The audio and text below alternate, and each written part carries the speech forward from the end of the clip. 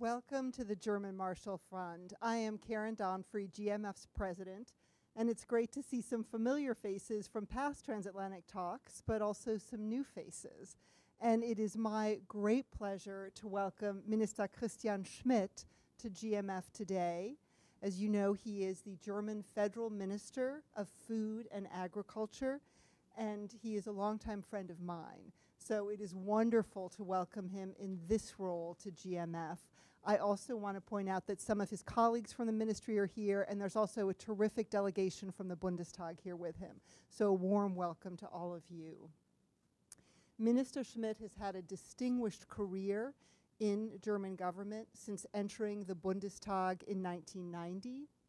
In addition, he currently serves as the deputy chairman of the Christian Social Union, a role he's filled since 2011. Minister Schmidt was the parliamentary state secretary to the Federal Minister for Economic Cooperation and Development from December of 2013 until February of this year, and he was in that same position at the Federal Ministry of Defense from November 2005 until December of 2013. Prior to his time at the Defense Ministry, Minister Schmidt was the spokesperson for defense policy of the CDU-CSU parliamentary group from 2002 to 2005.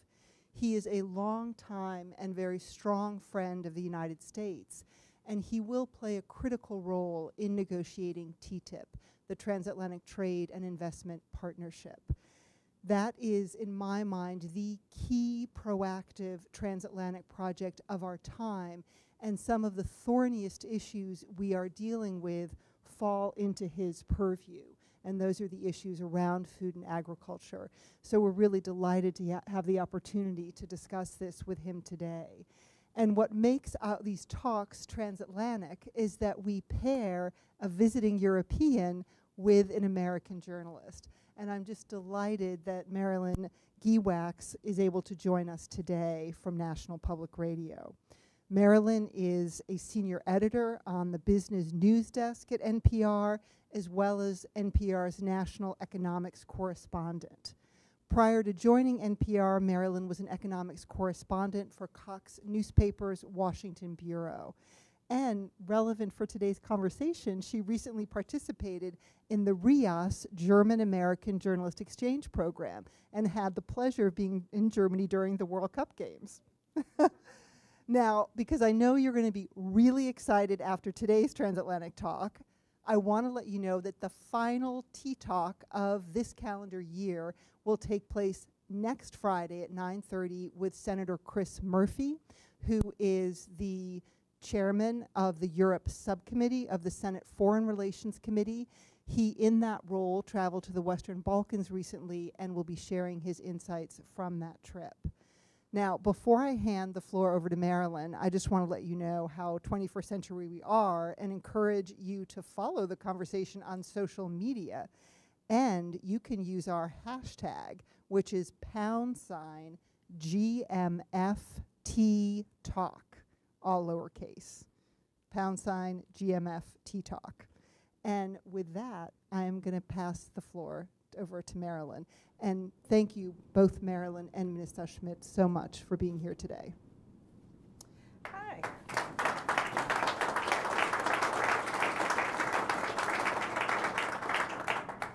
Thank you very much. I'm very glad that I will have this opportunity to speak with Minister Schmidt. That's because I found out how interesting this issue was a little earlier this fall. Back in September, I had assigned and edited a story from a freelance radio reporter who is German, but based in Atlanta. And she had called me and said, there's this interesting issue happening where a lot of people, when I go back to Germany, they're talking about chlorinated chickens. And I was like, really? This was back in September, before it had become much of an issue here. And I was like, well, that sounds pretty interesting. Why don't you do a story about that? So she had tape of people in Germany complaining about what they called chlorinated chicken, and they smell like swimming pools and all this. And then she had American experts who said, this is a routine process. There's one capful of chlorine in a big gallon of water, and it washes off, and it's not a big issue. So I thought this was a fairly tame story with two sides presented. only to find out, I looked on our website where the story was linked, and there were more than 400 comments. And I was like, 400 comments about chicken? And then I looked on our Facebook page, and there were hundreds more comments. And there were really these intense feelings around this, and so I started looking into it more and more. So since we're here, and if you will start with chickens. I said, my first reaction was, holy cow, and now I'm holy chickens. I don't know how this got to be such a heated issue, but can you explain to us why that, and it's not just Germany. I have looked at things. I see that in France there are protesters wear chicken suits and hand out flyers, and there have been flash mobs around this. Can you explain to us this energy around the chicken issue? What does it symbolize for people? Thank you very much. Very interesting question.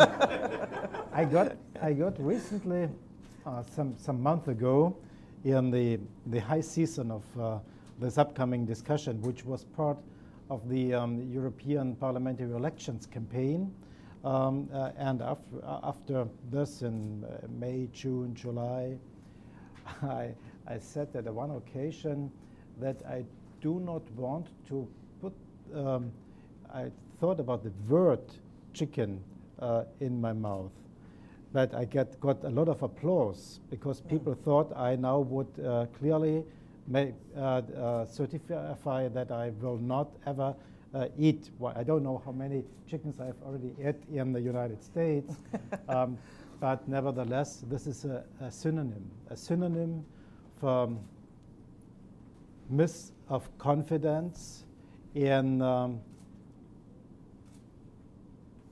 alimentation, in food security, and I would add in a miss of confidence in the way how we negotiate this. We, who is we?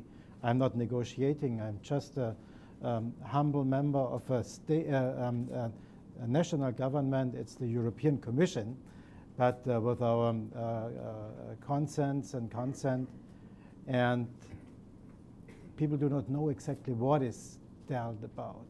They feel that their case is disputed because chicken is for everybody something you can understand. This is haptic. And you see that they are putting in things you do not want, and it's coming from abroad. Just described, this is the point where we have to deal with. I will not say that the standards of food safety, whether they are similar or not, they are very distinct. And the philosophy behind in Europe and in America is quite another one. This makes it so complicated to come to understanding. The one saying, just take the science. It's very easy to take the science.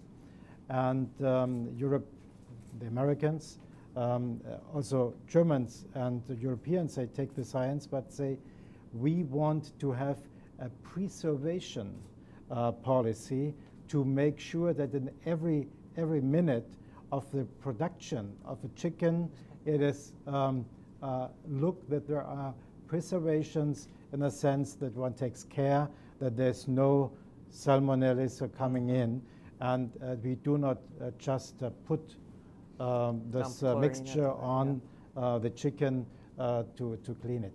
So this describes you cannot just meet this with science issues. You have to talk about customers' confidence. You have to talk about somehow a little bit about culture, cultural understanding, that both of these issues are not to be talked about.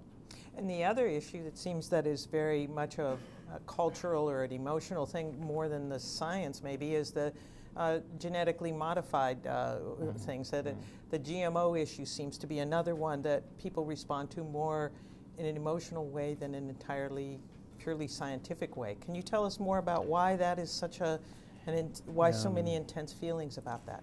There are bad feelings because there's understanding that we do not know long enough what the effects of this genetic modified organisms can be, especially whether if you have one, how you can distinct from a non-manipulated organic. In the nature, it won't be possible because seeds are flying and birds are picking and putting it anywhere else. So this is somehow a very precise issue and a very not emotional, but in the sense of preserving. So do we know what happens? Exactly with science, this will not be sufficient. This is, by the way, why we have found today, by the way, a good solution on the European level. I take it as a good solution. I'm able to explain it afterwards because it goes into details, which allows the acceptance of having seeds manipulated, but gives national states the right to decide whether they accept that they are planted. I see. Uh-huh. So probably we could come beyond the issue of discrimination, which would meet challenges in the free trade arrangement. Are these more than just labeling issues? I mean, could you solve all the problems simply with labeling, and would Americans accept that? If there were I would think that the soybean growers are opposed to any labeling. Can you talk a little bit about that? Is it this merely a matter of letting the consumers know and choose, or is that not really realistic as part of this? Am I allowed to be honest? Yeah. I think we should encourage that, yes. Chatham House rules, and you don't tell anybody. All right, this is just between the two of us. A little bit on the record. Okay. What is we did not see the full scale of problems, and we did not talk sufficient about this full scale. I have to see that in my country, and probably in some other Europeans, but especially in Germany, there's such a reservation of manipulation genetically in the so-called green genetic manipulation that there is nearly no confidence in having those products to be used. Probably one way out would be labeling. So we have in our coalition treaty, we have fixed that we are working on a way to get a GMO manipulated, a GMO and non-manipulated agricultural products labeled. Is this discrimination or not? That's a question where I think we have not yet found full agreement between the different sides of negotiators.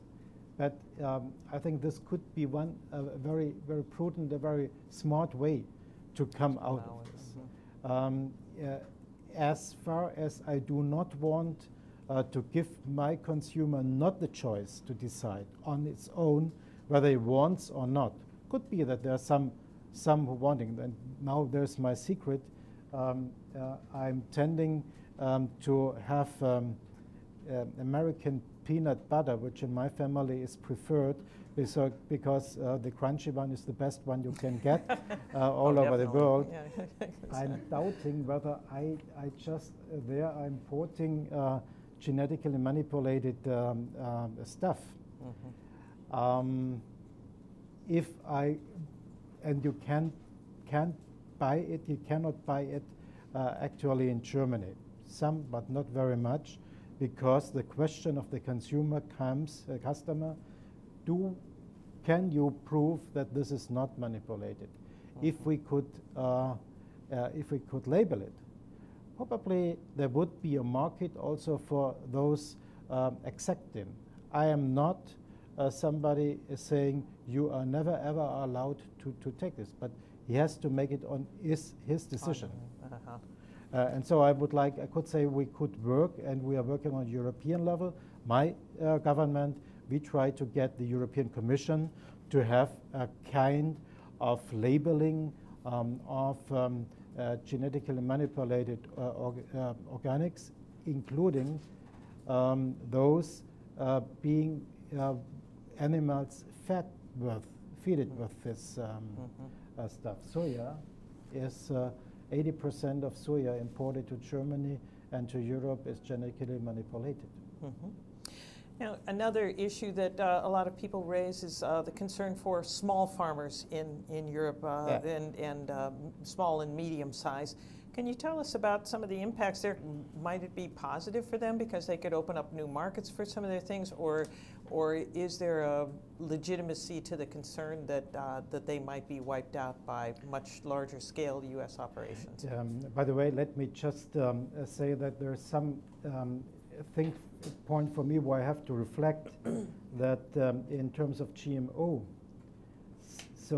as long as I have no research in conventional, not manipulation, but elevation of products of plants.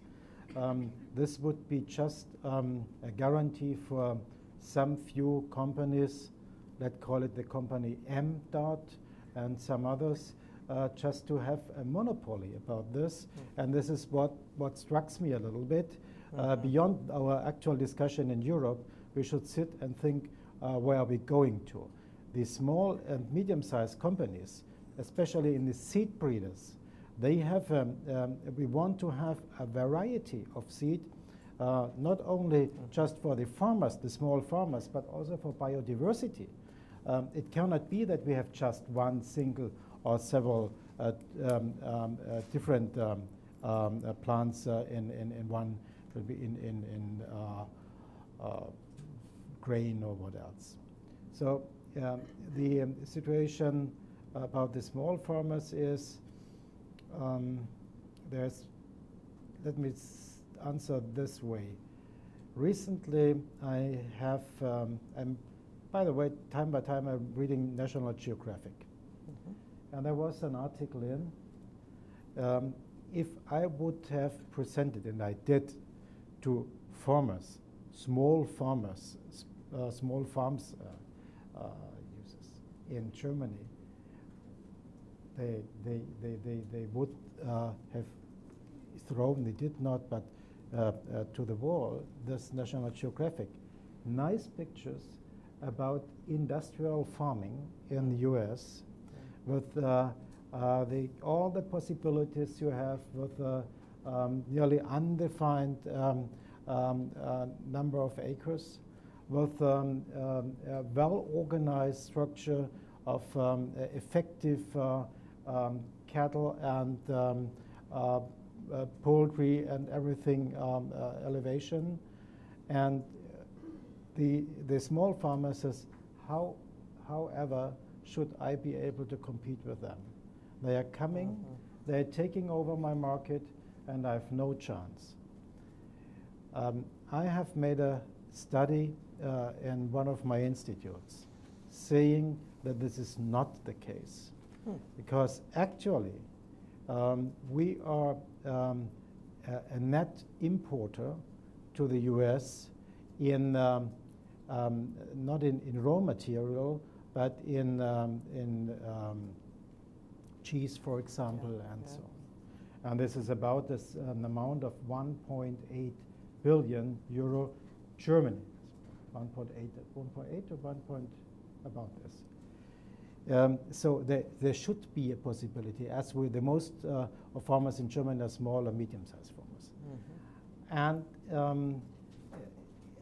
we have seen that there is just about a margin of 1 to 2% if we would have a lifting of the tariff obstacles, the tariffs itself, and of the non-tariff obstacles for free trade in our country. But assuming that for that these your chickens, my chickens, the cattle with hormones, where we have a long-standing WTO dispute about this, and let me add a third, not the genetic manipulated we talked about, but also the use of antibiotics as Wachstumsbeschleuniger, speed up for growth of animals. If you allow to stay 1 moment, I'm getting very engaged when I read. This is not about the US, not about Europe, it's about the world. And it's not a dispute between veterinarians and human medicine. It's all the same problem. We are on the way to give up the advantages of penicillin and more. We are going back to the way before penicillin. The multi-resistance is so dramatically increasing that I cannot see that we will be able to continue with the way we are making use out of antibiotics as we do. And we don't have to look to the chickens, just look to ourselves. Getting this broadband antibiotics thrown after you, why? Why? It's absolutely wrong question, and this is where we also want to have this regulated and structurized in the animal area. By the way, this is one of the issues we will raise in our presidency of the G7 in 2015. My colleague, the Minister of Health, Hermann Gröhe, and me, we are preparing together for Chancellor Merkel this issue. This is not about TTIP itself, but it is in the lack of confidence issue for the consumer. It is a problem. What about the idea of harmonizing up? I mean, there are many people I saw certainly in the comments section of our the story about the chickens, that a lot of Americans are hoping that the Europeans will make U.S. Agricultural issues rise to the level, what they see as the higher standard that you folks have, that cutting back on the use of antibiotics, cutting back on the use of chlorine to stop salmonella at the end of the process instead of the German approach that trying to follow the chicken all the way through.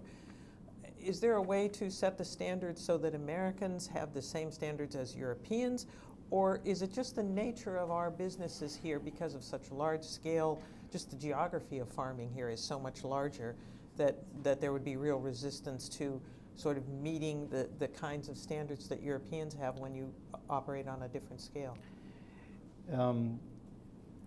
Let me please, if you allow, come back. I have prepared such a good start with my speech, which I was not able to deliver. And but you know this from politicians, they don't answer to the questions, they answer the questions they would have liked to be posed. Then go ahead. You give me let me answer. Being in the building, which was the German embassy, and being in an institution, Karen, George C. Marshall was the first free trader in the sense of giving Europe a new chance. And thinking about what it is behind this cultural issue and free trade itself.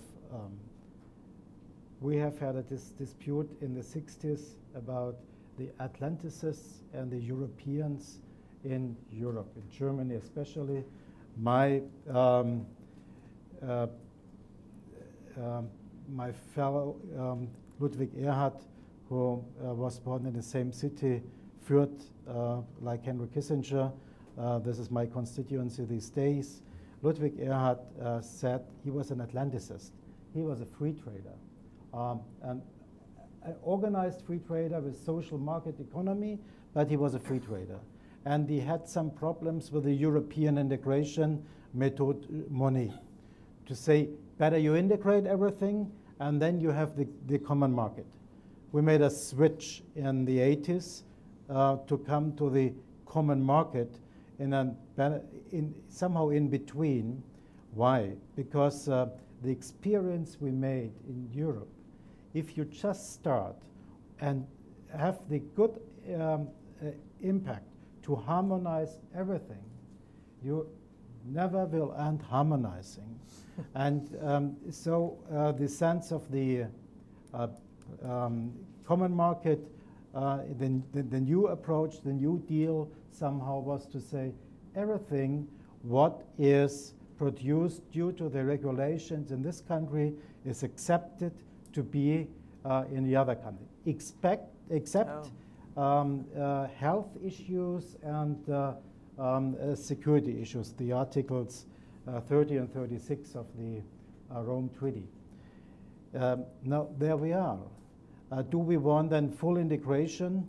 I'm not quite sure whether I really would advise and should advise the United States to become member of European Union.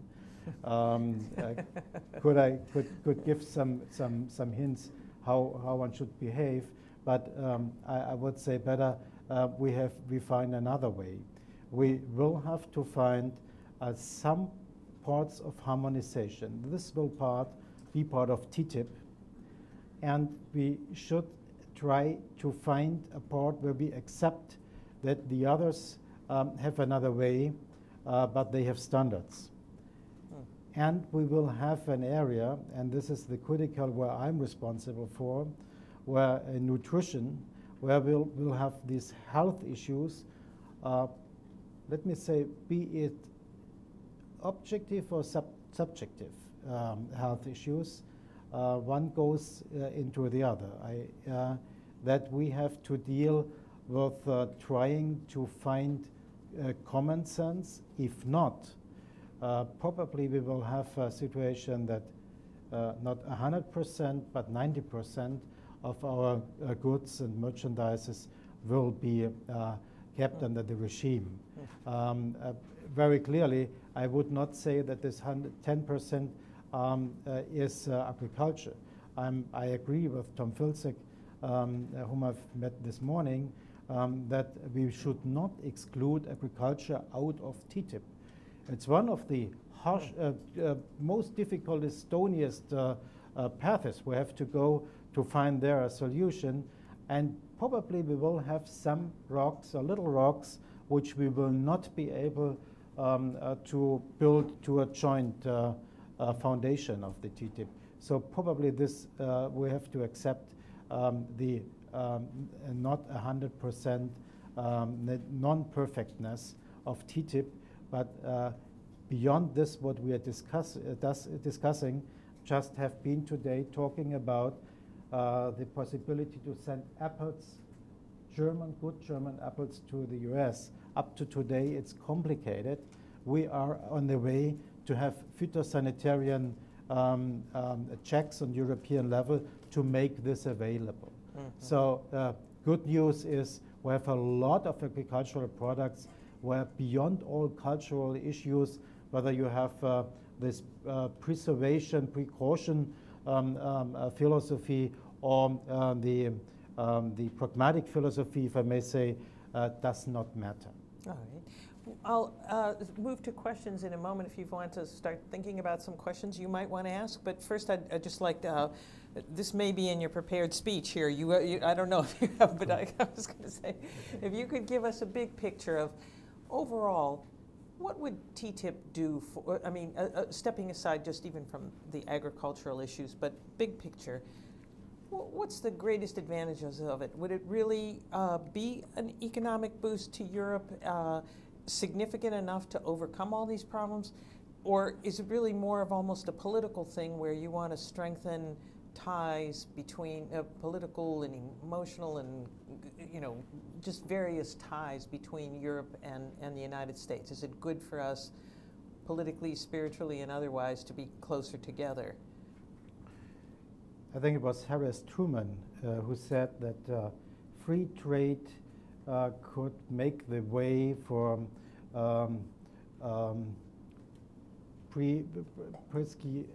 genius approach for peace. So this is a reflection of 47. Today, it would need to integrate the Russian Federation in a free trade program to settle something in sense of peace. I haven't said this as an actual issue, but nothing what we think should be put fully aside. We have to think in the future, and we do not want to have new splitting of Europe as a whole. So there we are. This is about security, it's about policy, it's about confidence, and it's about building two very important economic blocks in the world, in the global world, bring close together. As a European, I have to say, I like the Americans. I did not that much, well, I had to reflect in my security competence when the pivot towards Asia was announced.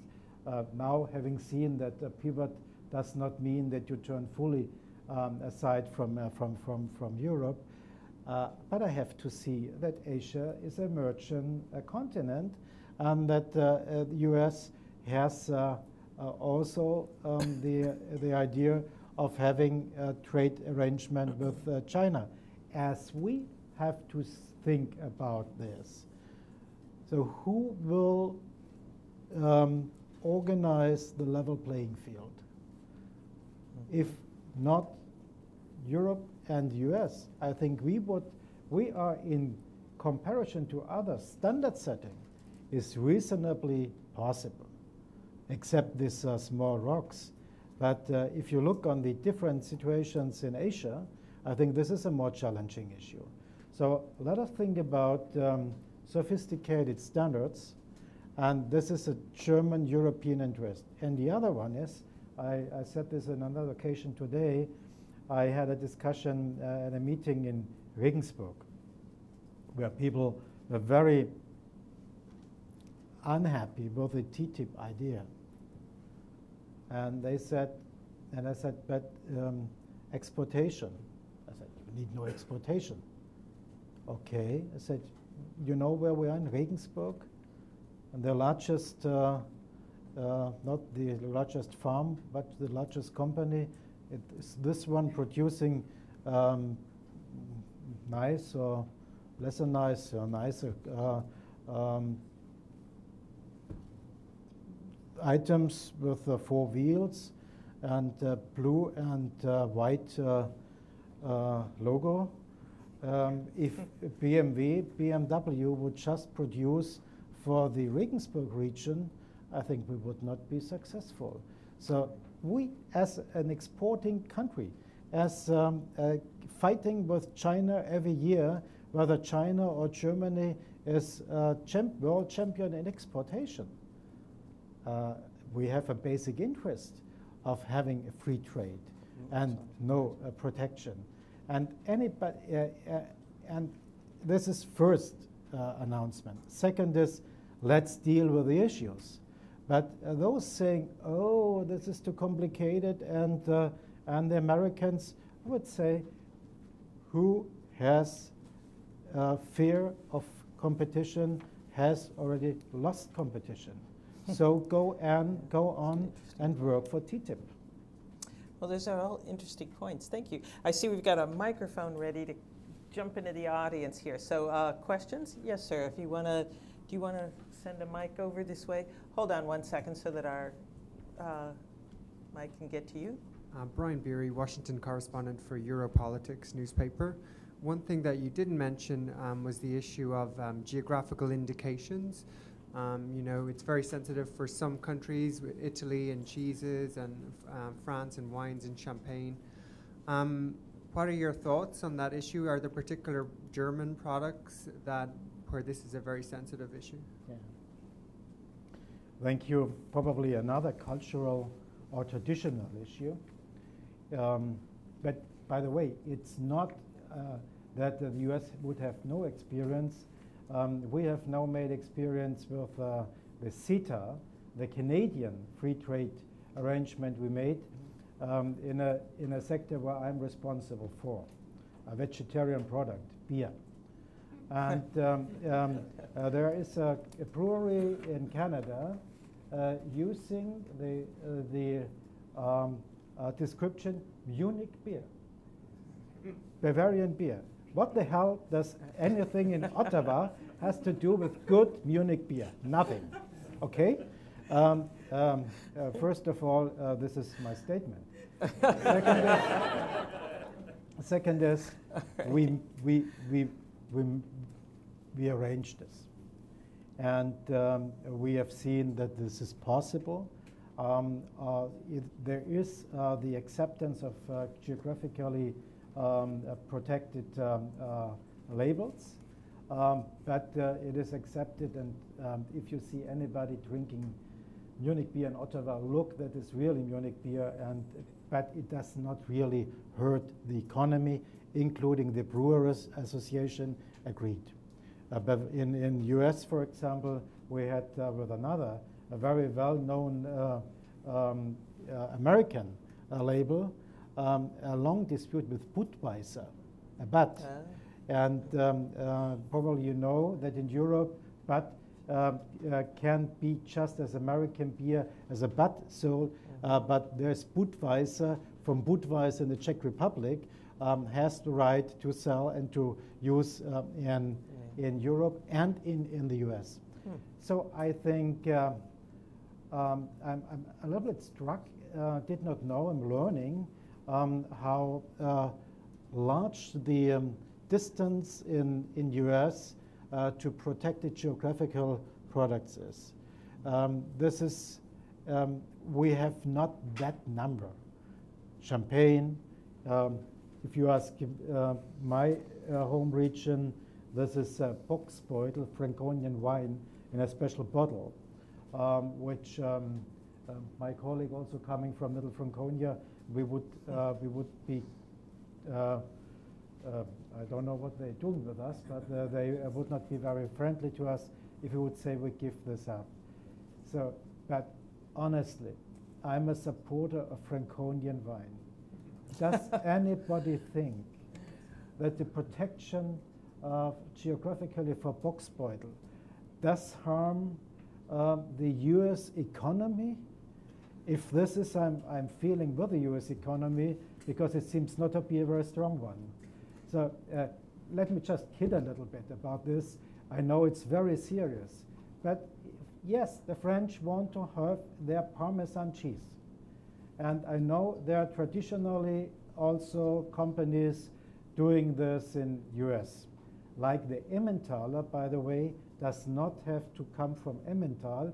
You can also, we are selling in US Bavarian Emmentaler, not from Switzerland. So sit down, they are paid for it. The European Commission, the trade representative and his team, and let's go off the principles in this. Let's just look and count how many these are. And I'm sure this will be possible to do. We have, why can I not say, I would accept that this is given up. We have a new tendency in Europe, which is very interesting to the markets. You know, we have biological, eco, with a bio logo, when things are not, they are produced without chemical substances and so on. That's a market. And we have now the regional market. People like to have something labeled regional. It's very complicated to explain what is regional. 50 kilometers, 100 kilometers, what is regional? Is Coca-Cola filled in southern Bavaria? There is this regional to southern Bavaria or not? So I refuse to regulate this all, but I will open a framework, and we have opened a framework to make an advantage out of this. So the way will not be that we protect every region as regional in a sense. You posed the question about geographical protected logos. I do not see that there is a lot will come. I see that the market has an interest just to get an indication of where it comes from. This is also customers' confidence. Whether this is signed, well, really, I don't know, but people like to know where does the plant, where comes the food from, and this is.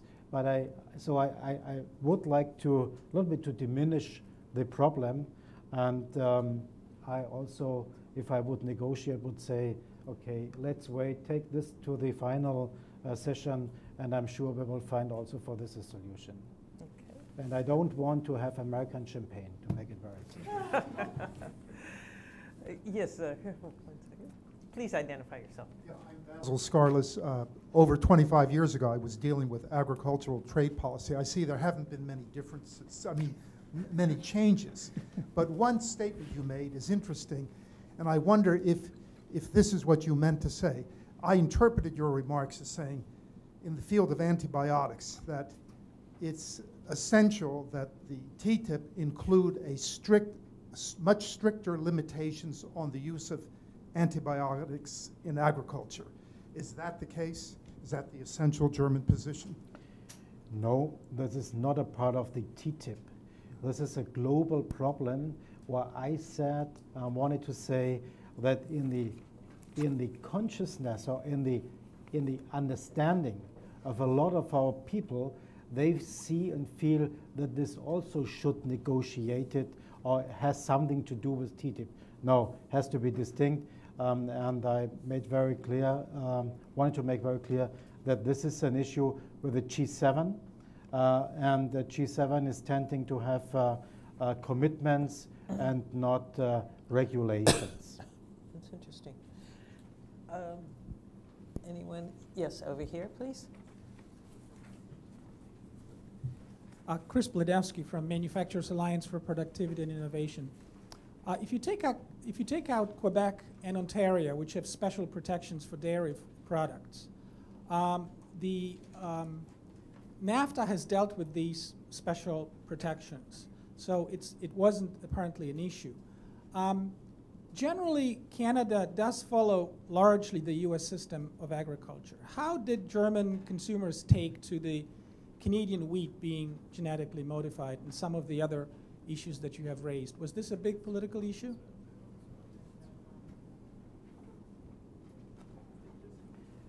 Yeah, it is a political issue. If I would come to a consumer's product, this is honey. Canadian honey you don't find Canadian honey on European markets. Same with peanut butter. As my family coming from Montreal, I have sometimes problems to live without Canadian honey. They have problems. Now,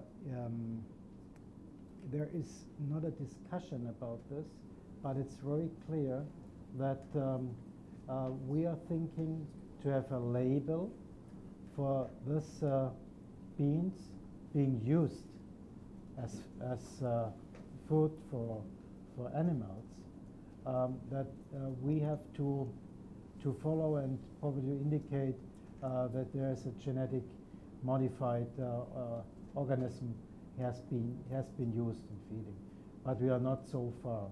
It has not really played a role with the CETA. About GMO, it is not to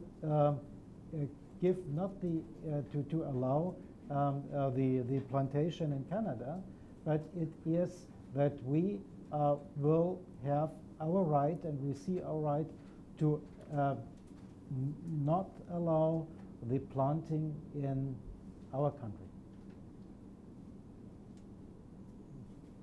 And coming to the honey, this is because the importers to see that there's not a market any longer. So labeling would be a good idea. Yes. Identify yourself and wait for the mic. 1 second, please. Thank you. Carol Kokendorfer with Linkages. It's a consulting firm that does a lot of work in the agri-food area, both in the United States and globally. First and foremost, with Mitananama V'Kochendefa, I would hope to have a transatlantic agreement between the United States and Europe, and Germany included. However, having been in these issues for so many years, I agree totally with you that culturally we are very different countries. In the end, food is safe on the Atlantic on both sides, but we have cultural differences that I think will prevent us from reaching an agreement in the ag area, much to my sorrow. That said, when I look at chlorinated chickens, when I look at GMOs, if there is any concern about the safety, why even allow them on the shelf? Why not totally ban them, as even the potential of unsafety would be detrimental to consumers? So why not just totally ban them, much less ban them in feed as well, rather than risk labeling them and actually having a harm produce itself?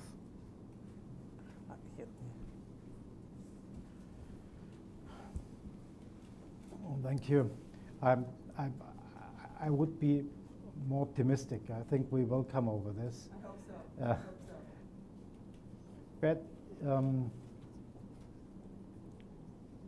with the issue of this, how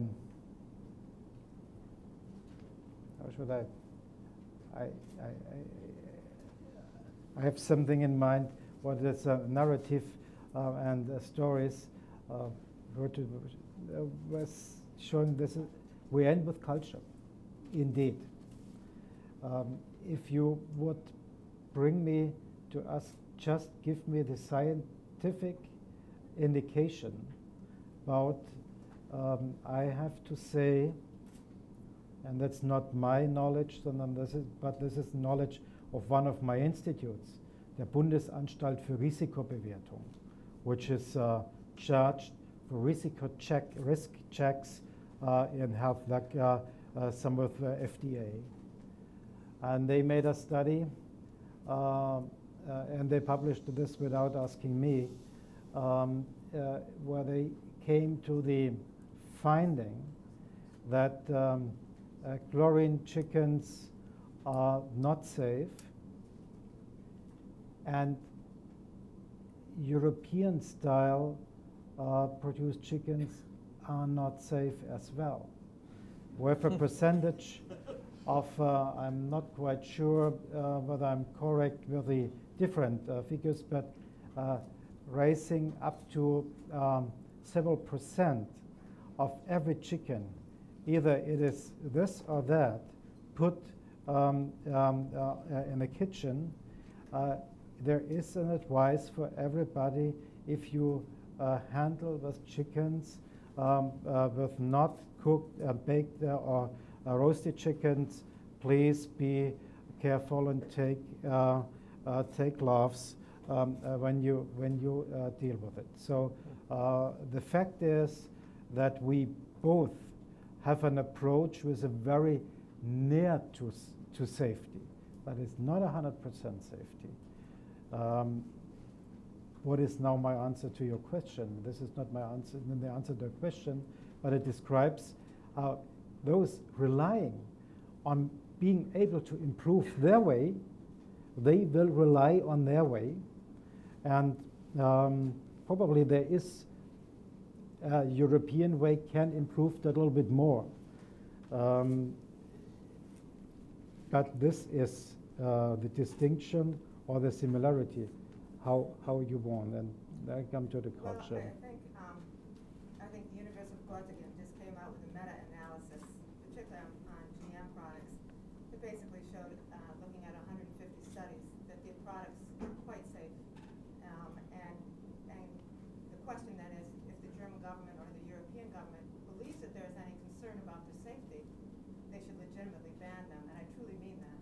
And if in the marketplace there's no demand for them, the products fail. But if you put a label on the product, are you basically saying take a risk at your own? Is that what the German government is saying? Risk at your own chance? Because if they're not safe, they should just now be on the shelf, labeled or not. Yeah, just to add, the figures of infections are very small. be it in America or in Europe. So beyond our figures. We have to see how far we can go with the question how somebody dealing before the end bath with the chlorine, he has more challenge to get affected with any salmonellas. So if you compare the intermediate situation, there's a clear advantage for the European solution, I have to say. So I would find a scientific approach to say our way is the better one. But I have to state that at the end, there's no distinction. I'm going to jump in with my own question for a moment because I want to make sure we get to this one. Is my sense of the politics here in Washington is that although you said that in some ways, I mean, we're more culturally attuned or similar to Europe than we might be to Asian nations because of our historical ties with many Americans, but the politics of it seems, most people seem to think that the Asian, the Pacific, the TPP, the Trans-Pacific Partnership, has a better chance of getting through than the European thing. And that of the two deals, that the Pacific is more likely. Do you agree with that sort of conventional wisdom, or am I wrong? Am I hearing the wrong people talking to me, or is that true that you may fall behind and the Pacific deal will go forward? As a note to less about the deal on TPP in Asia, the Asian countries, and the U.S., I cannot fully judge. My perception is that what I have heard in town today and yesterday is that the complications which can occur during the negotiations for the Pacific agreement are seen more than the Europeans, as basically we talk about standardization, which is the question of you now have the flashlight, the cars yellow or red or what else, and some other security issues in cars, for example. But these are not cultural issues. These are issues you can overcome. And they are playing on the same level. The playing field is the same. And what I just have heard, I cannot judge, I repeat, is that there are more challenges in Asia.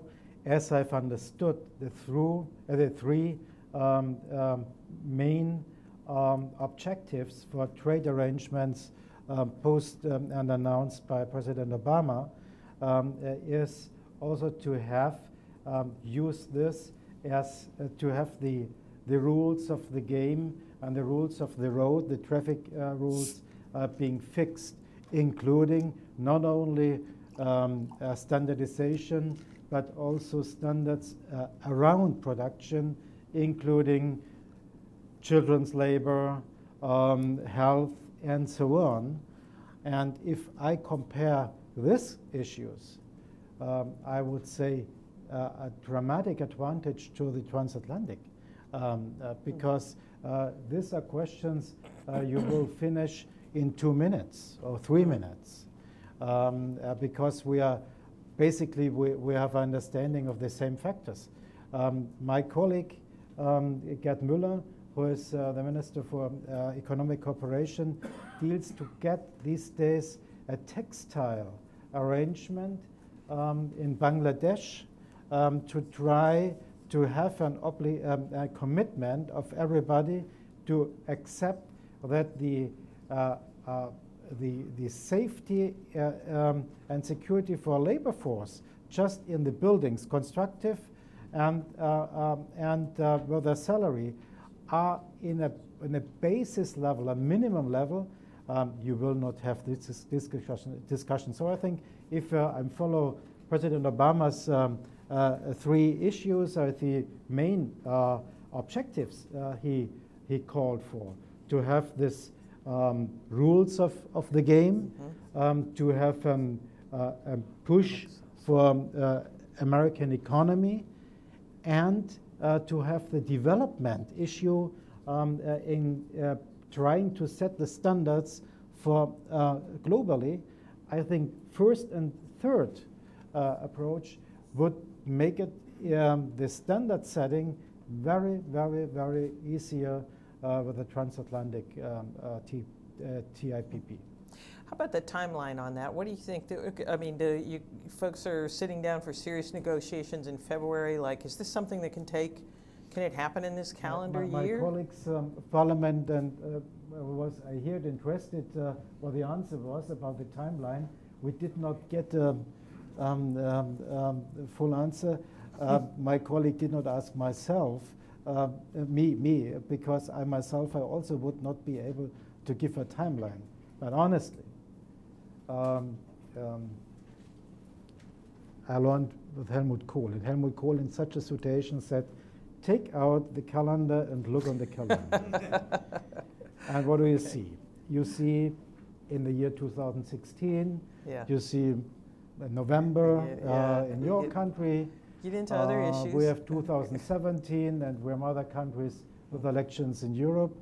So 2015 don't put it on the long range. We should work hard to have in the year 2015 things basically fixed. Probably we talk about geographical or Parmesan, and I'm confident that we will be able to solve the Parmesan question. But what about the Parma ham? If not, forget it.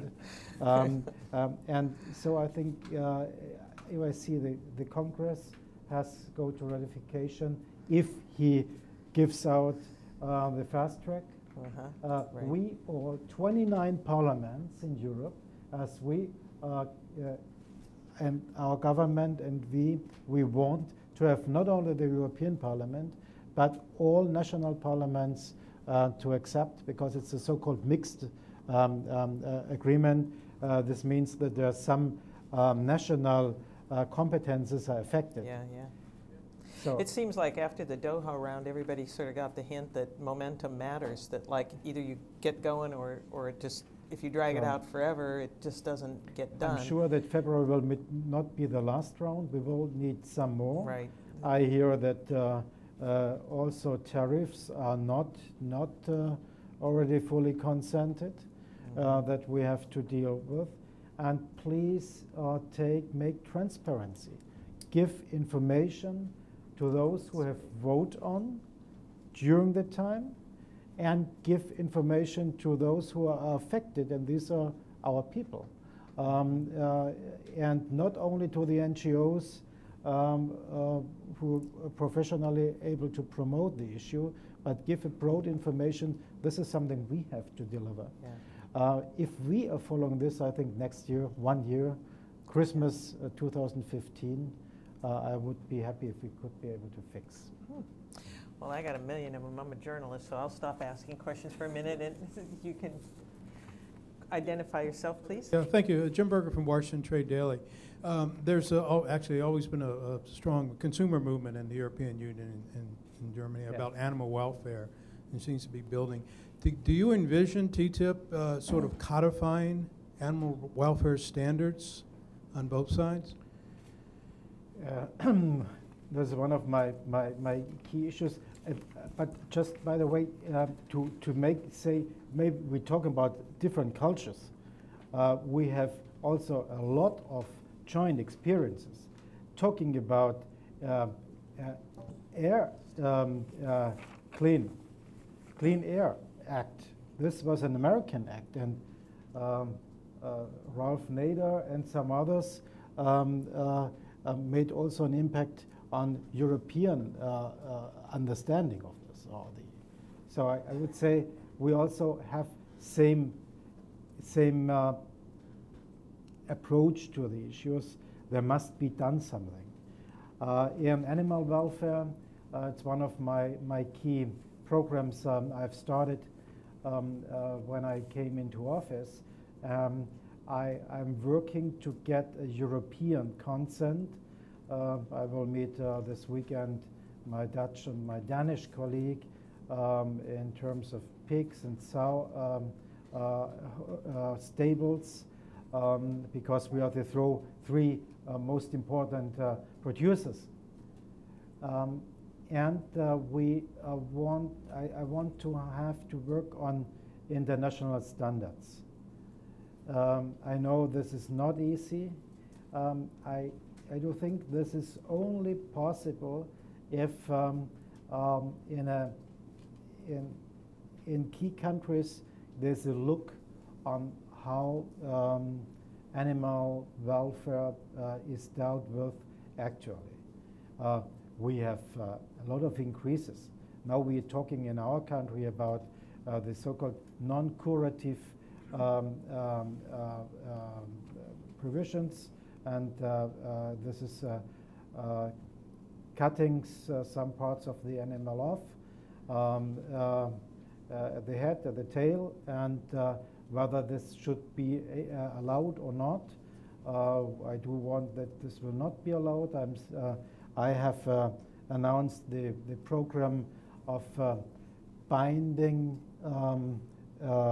voluntarism, meaning that I do not want to start just with regulations, except some areas where I have to do some regulations, but to encourage those from the producers to the consumers to contribute. Why?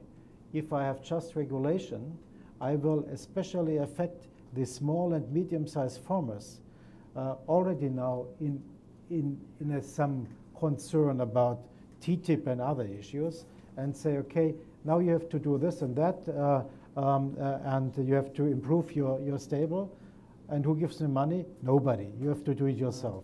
I want, and now we have a program that the retailers agree, and our antitrust office looks on it and seems that they accept it, that everybody who buys something which has been from cattle grown in a better animal welfare structure, stable, pays a little bit more, 4 cents, 5 cents per kilo.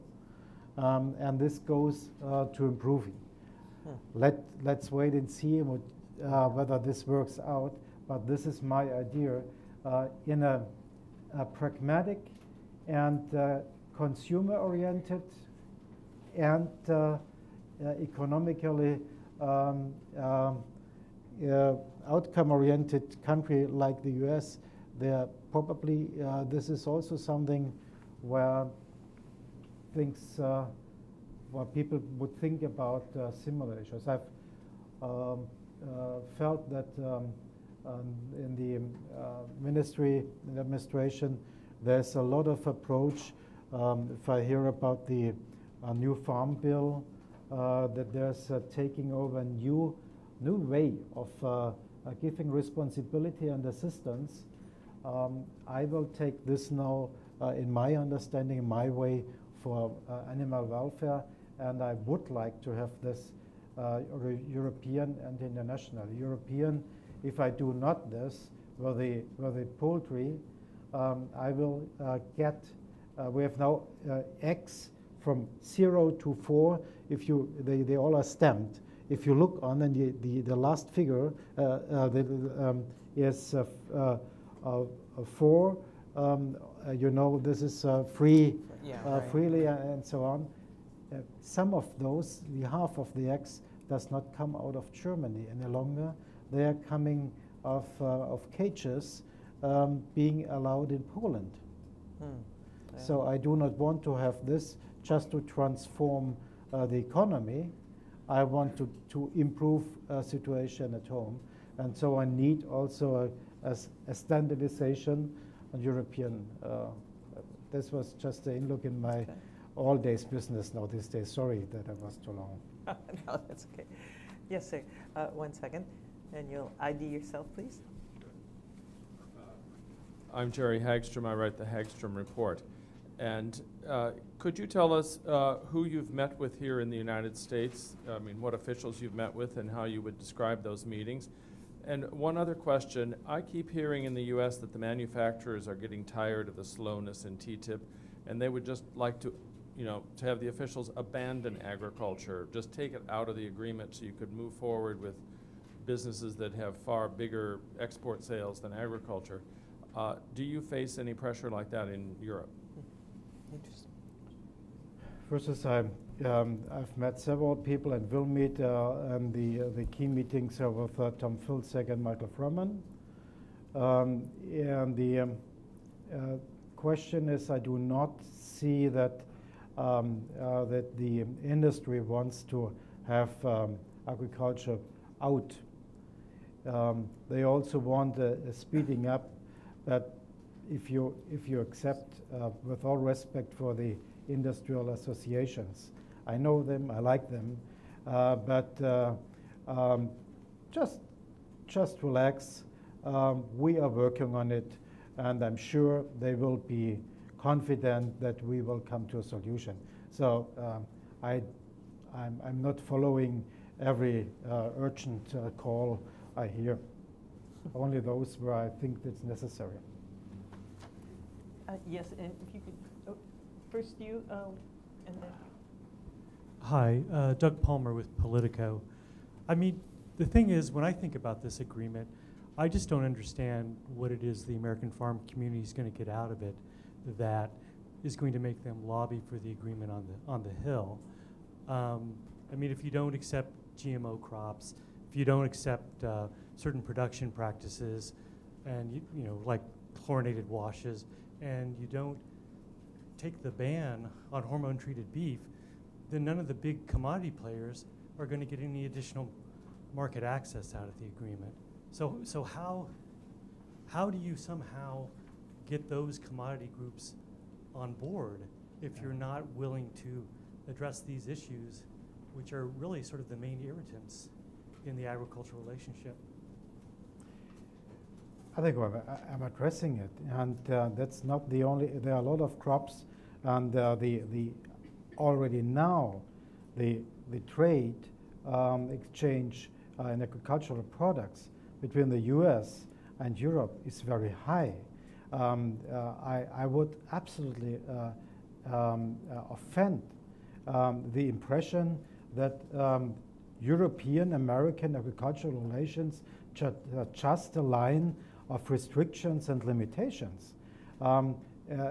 Coming to the hormone issue you referred to, there has been a pragmatic situation to today, which increased the quota of importation of U.S. beef to Europe 4 times. And if you want to have a market and you have to sell to China chickens, Chinese want what we do not want, myself,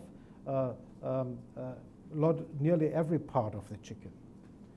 Okay, if you have a market and they do not want hormones, okay, then produce without hormones.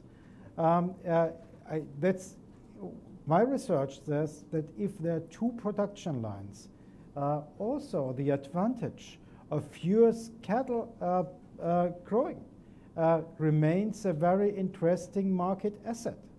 Why should U.S. agriculture make it smaller as it is? And when others want to have just brown cows, you will have brown cows, and when the other want black cows, you will have black cows. Let's take what the U.S. made great, pragmatism. So, and not just start thinking about chicken. Sorry that maybe it's a little bit more personally than governmental opinion, but sometimes you're sitting and thinking, what is the case?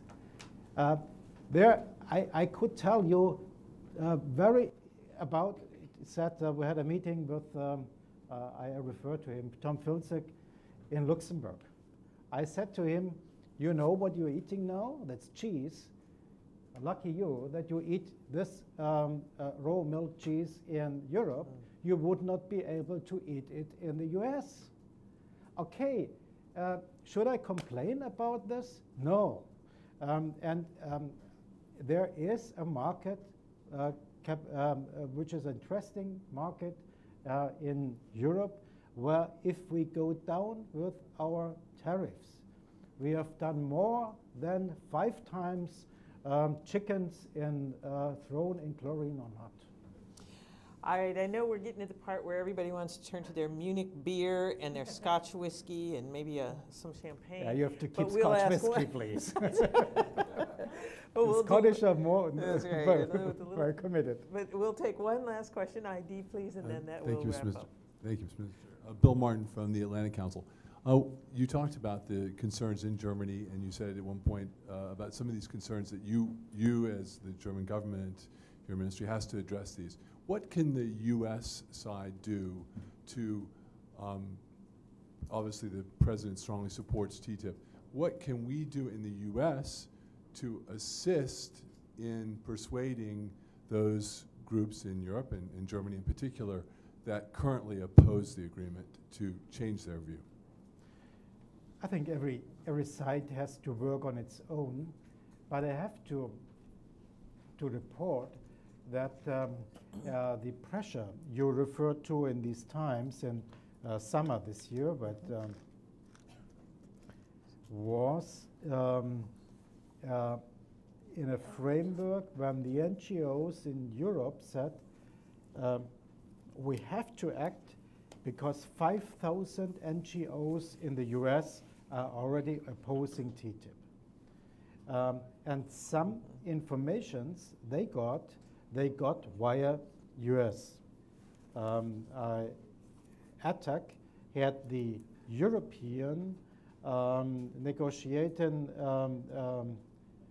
mandate on its internet page in a time when I was not allowed as member of government to tell publicly or in parliament what the mandate is. So it was easy to read. So there was, I think we should come into an open dialogue.